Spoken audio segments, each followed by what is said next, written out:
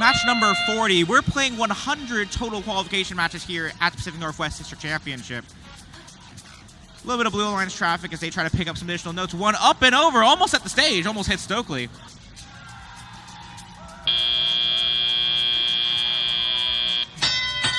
With all our Stokely safe and sound, we're here in Teleop with 2 minutes and 10 seconds left on the clock.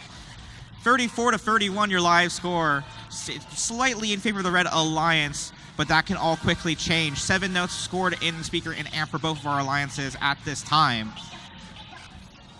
Looks like one robot in front of the red source, but not moving. Our field crew looking to help check them out. I believe that is, unfortunately, 25-22 Royal Robotics of your Red Alliance. Solid signal light indicating a potential disconnection. Hopefully our field crew can help get them reconnected and back up and running. Blue Alliance robots heading back from the Blue Alliance source. That's 2930, the Sonic Squirrels. Up into the blue speaker it goes. That speaker just finished amplifying. So not sure if that counted for 5, but they do have the lead now, 54-42.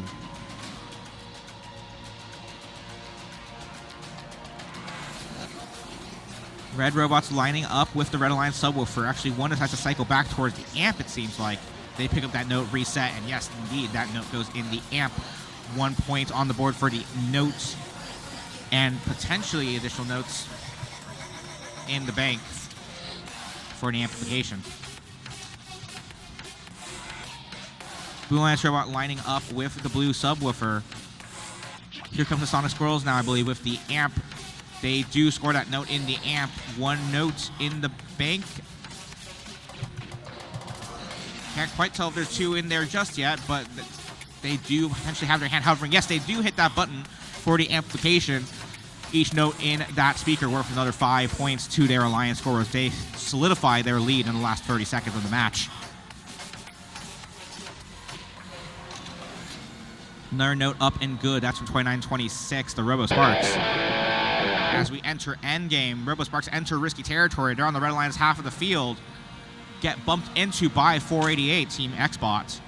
The team from Seattle making their way back towards the Red Alliance half field up on stage. 2 robots up on the Blue Alliance stage and in the trap from the Sonic Squirrels.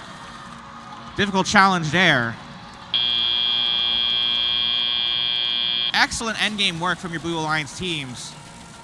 We will see how that affects our scores in just a little bit.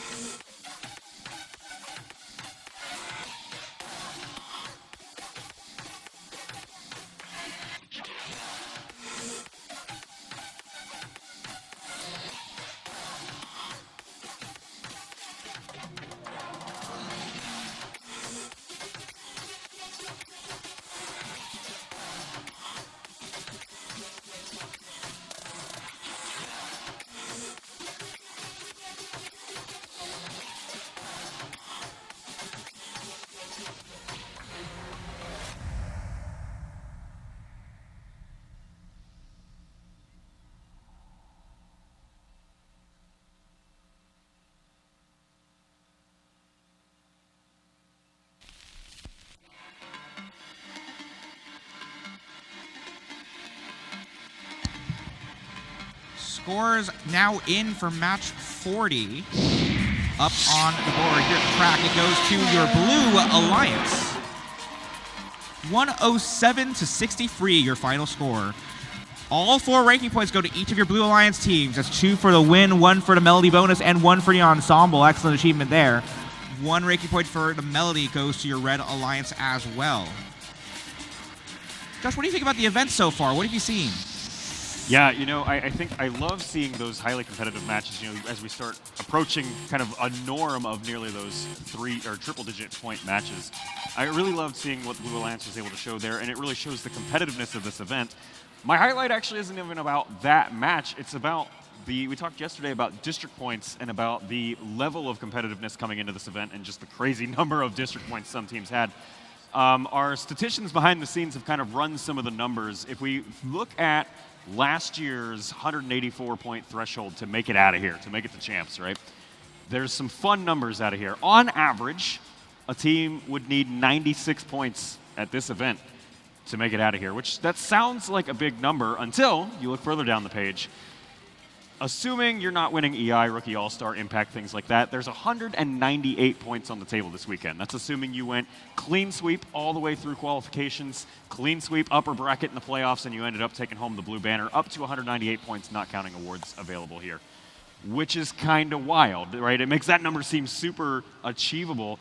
And the other note, we have coming into this event, the team with the lowest district points needs 141 points to make the threshold, so still completely possible. There is nobody eliminated from advancing this weekend, which is really exciting to see.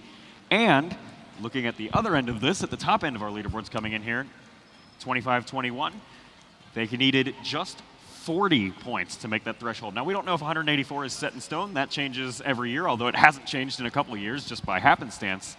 But it shows, that kind of performance is a great way to meet that threshold and be one of those 22 teams we send onwards to Houston. Absolutely, yeah. This is, for those maybe not in Pacific Northwest District, this is our culminating event. We've had a bunch of weeks of district events, week after week, of teams at different venues playing with each other. Now this is the cream of the crop here to PNW District, all playing together here. We've got some exciting matches coming up yesterday, today, tomorrow, all throughout our weekend. And not only is it some of the best teams in the Northwest, there's one more stat line I didn't get to work in, but if you're going to just throw me on the spot, not only do we have the best teams of the Northwest here, we have 9 teams here in attendance this week that are in the top 5% of all 3,400, almost 3,500 teams in FRC total, and 2 teams that are in the top 1% of that list. Ooh. So for anybody who thinks Northwest doesn't have powerhouses, tune into the stream right now, twitch.tv, where we first Inspires 14 this week? 15? Yeah. Something like Or that. first swap blue 2. Or blue 2, or we can just send it back down to Natalie for qualification match number 41.